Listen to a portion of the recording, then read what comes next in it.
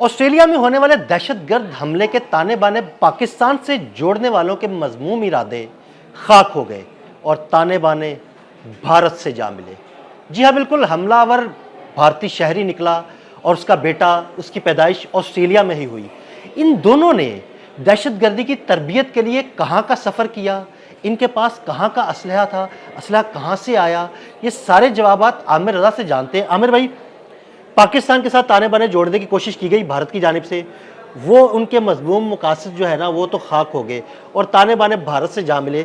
इस सारे मामले के पीछे क्या है, कहाँ से उन्होंने तरबियत हासिल की, कहाँ का सफ़र किया, ये सारे मामला हमारे नाज़रीन को ज़रा बताइएगा। देखिए, इस वक्त दुनिया भर में दहशतगर्दी को फ़रोग़ देने वाले दो मुल्क हैं। एक भारत है, दूसरा इसराइल है, जहाँ से फंडिंग होती है उन लोगों को जो कि दुनिया में दहशत फैला रहे हैं। इसके ताने बाने आप तो दिल भाई कह रहे हैं भारत के साथ मिलते हैं, मैं ये समझता हूँ कि इसराइल के साथ भी मिलते हैं, क्योंकि सबसे पहले इसराइल के एक जेरूसलम न्यूज़पेपर ने ये खबर दी कि ये पाकिस्तानी है।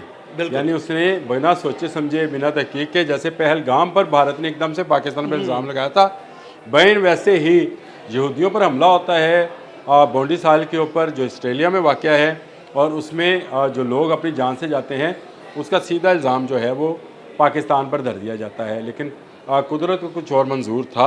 ऑस्ट्रेलियन हकाम ने बिल्कुल इस बात की कभी किसी जगह पर भी तस्दीक नहीं की। 14 से आज 16 हो गई, इन 3 दिनों के अंदर उन्होंने कोई ऐसी बात नहीं कही कि किस मुल्क से उनका तल्लक था, लेकिन उन्होंने अपनी इन्वेस्टिगेशन जारी रखी। हाँ, जिसने बहुत सारे लोगों की जान बचाई, अहमद, वो मुसलमान था।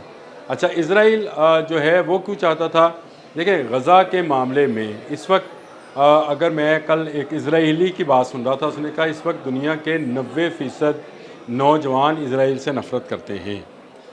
बिल्कुल। और उसका ये कहना था कि हम इसराइलियों को, यानी वो इसराइल से तल्लक रखता था, वो कहता था हम इसराइलियों को ही क्यों इल्ज़ाम धरा जाता है। वो खुद नौजवान था, तो ये बात एक व्लॉग के अंदर कहता हुआ पाया गया कि हमें नफ़रत का निशाना क्यों बनाया जाता है, क्योंकि हमने गज़ा में जो है जुल्म ढाए हैं।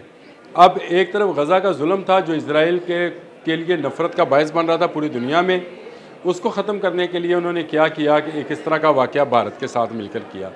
भारत ने प्रोपोगंडा शुरू कर दिया और वो चोर मचाए शोर वाला मामला शुरू हो गया। जिसके बाद क्या एक्स, क्या इंस्टा, क्या टिकटॉक, क्या यूट्यूब, क्या फेसबुक, तमाम सोशल मीडिया प्लेटफॉर्म्स के ऊपर साजिद अकरम और नवीद अकरम के नाम जो हैं वो सामने आना शुरू हुए। हद तो ये है कि नवीद अकरम नामी एक नौजवान जो क्रिकेट फ़ैन है, साउथ अफ्रीका में रहता है, लाहौर से उसका तल्लक है, उसकी तस्वीर भी जारी कर दी कि ये वो नवीद अकरम है।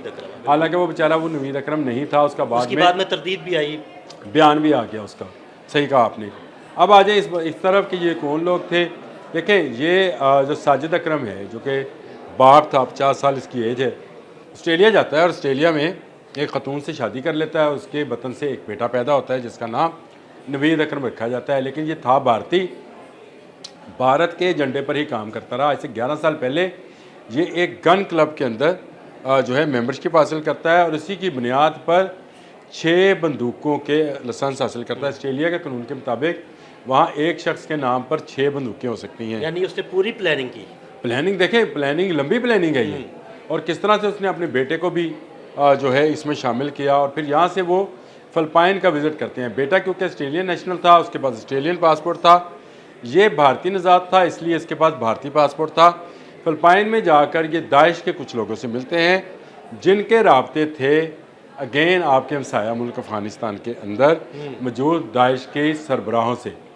वहाँ पर इनको बाकायदा तैयार किया जाता है और इनको कहा जाता है कि ये जाकर जो है इस फ़लाँ वक्त में, फ़लाँ दिन में हमला करेंगे और फिर ये दाइश का नाम जो है एक दफ़ा सामने आएगा। इस सारे केस के पीछे मैं हमेशा ये कहता हूँ कि ये जितने दहशतगर्द गिरोह हैं इनके पीछे इसराइल है। चाहे TTP है, तहरीक तालिबान, पाकिस्तान के पास भी इसराइली नेटवर्क पकड़ा गया। अगर आपको याद है तो हमने किया था कि बलूचिस्तान में एक डॉक्टर था जिसके पास वो तमाम आलात मिले थे जिनमें वायरलेस हैंडसेट भी थे जो कि इसराइल के प्रोग्राम के साथ लिंक थे, और उनको इस तरह की फाइबर ऑप्टिक्स भी मिली थी जो डायरेक्टली इसराइल के साथ मुंसलिक थी। तो ये वो मामला था जिसको लेकर दोनों ने, इसराइल और भारत दोनों ने पाकिस्तान पर इल्ज़ाम आयद किया।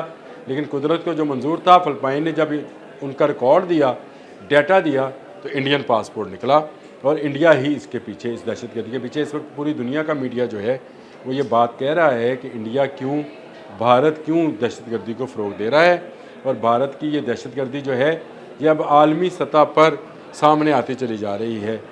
इसको ये एक जामा पहनाने की कोशिश की गई, इसको ढांपने की कोशिश की गई, कभी इस्लाम के नाम पर, कभी पाकिस्तान के नाम पर, लेकिन सच जो होता है उसको इस तरह से छुपाया नहीं जा सकता है। बिल्कुल ऐसे ही। और यही हुआ, जो असला उनके पास से बरामद हुआ, दाइश के चंद झंडे और कुछ बारूद जो है वो भी बरामद हो चुका है। उनके घर की तलाशी ली जा चुकी है, वहाँ से वो तमाम डाटा जहाँ जहाँ वो लिंक्ड रहे, जहाँ जहाँ फ़ोन कॉल्स करते रहे, जो आखिरी कॉल की उसका डाटा भी सामने आ गया। नवीद अकरम के मुतल्लिक उसके अपने एक कुलीग ने ये बात कर दी कि ये भारतीय है। इसको लेकर भी दुनिया में बार बार उसको चलाया जा रहा है। BBC आज सब जो मोतबर मीडिया है उसने भी ये बात कर दी। तो अब भारत के पास इसका जवाब क्या है? क्या भारत वाकई ये चाहता है कि दुनिया अब उसका बायकॉट करे? क्या भारत ये चाहता है कि दुनिया में दहशतगर्दी फैले, अमन ना हो? और नहीं, वो चाहता तो यही है कि दुनिया में देखिए, दहशतगर्दी फैले, मैं अमन ये ना हो, वो समझता यही चाहता है। इसीलिए उसने तालिबान के साथ हाथ मिलाया। ये मोदी की सोच है, मैं भारत की सोच फिर भी नहीं कहता हूँ कि ये भारत की सोच है। ये मोदियाना सोच है, ये हिंदुत्वा सोच है जो कि जबर के पहाड़ तोड़ रही है। खुद देखिए, जबर हिंदुत्व सोच में भी है और तालिबान में भी है, दोनों में है, और इसलिए दोनों भाई भी हैं। बिल्कुल। इसलिए दोनों ने हाथ मिलाया है। दोनों चाहते ये हैं कि पूरी दुनिया में दहशतगर्दी फैले, और लेकिन अब आहिस्ता आहिस्ता आहिस्ता दुनिया पर यह ज़ाहिर होता चला जा रहा है कि भारत ही असल में इस सारी दहशतगर्दी का स्पॉन्सर है, और इस स्पॉन्सरशिप में वो दुनिया में कहीं अमन नहीं रहने देगा।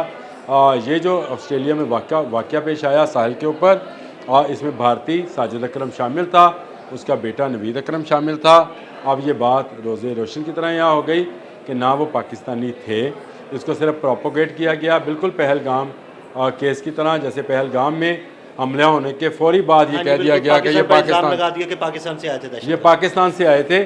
आज के दिन तक 8 माह हो चुके हैं इसको, आज के दिन तक ये साबित नहीं हो सका कि वो पाकिस्तान से आए थे। वो इनके अंदर ही वो लोग मौजूद हैं, या भारत के अंदर से जो ख़ुद उनके अपना तरीक़ाकार है कि ख़ुद हमला करो, लोगों को मारो और दूसरों पर इल्ज़ाम धर दो। बिल्कुल ऐसे ही। यही कुछ उन्होंने किया, जिसके बाद जंग मई शुरू हुई और जंग मई में इनको शिकस्त खाना पड़ी। अब भी मेरा ख्याल है कि ऑस्ट्रेलिया समेत बहुत सारे ममालिक की आंखें खुलेंगी। जिस तरह से अमेरिका से बहुत सारे भारतीय वापस गए हैं, ऑस्ट्रेलिया से भी बहुत सारे भारतीय जो हैं इनको निकाला जाएगा, और इनको दहशतगर्दी के इल्ज़ामात और मुजरमाना फ़ेल के इल्ज़ामात के तहत निकाला जाएगा, क्योंकि साजिद अकरम और नवीद अकरम भारतीय नज़ाद ऑस्ट्रेलियंस थे। बिल्कुल, बहुत शुक्रिया आमिर रज़ा जी। बिल्कुल, आमिर रज़ा ने इस मामले पर बड़ी तफसील के साथ रोशनी डाली।